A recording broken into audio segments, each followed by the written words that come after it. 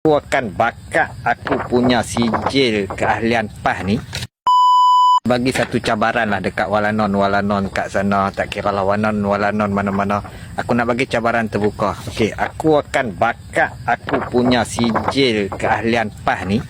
Okey, hampa boleh tengok aku punya keahlian daripada tahun 2005. Daripada tahun 2005 lebih kurang dah 20 tahun lebih lah aku ahli PAS. Aku akan bakat ni, cabaran terbuka aku. Aku akan bakat sijil keahlian aku ni. Kalau ada walanon yang mampu buat laporan, yang report dan sabitkan kesalahan, kata PAS sesak, PAS tunggang agama, PAS merosakkan agama.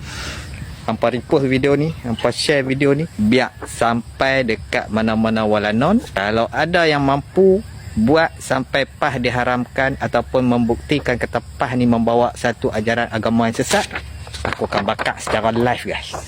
Secara live aku akan bakat sijil keahlian PAS aku.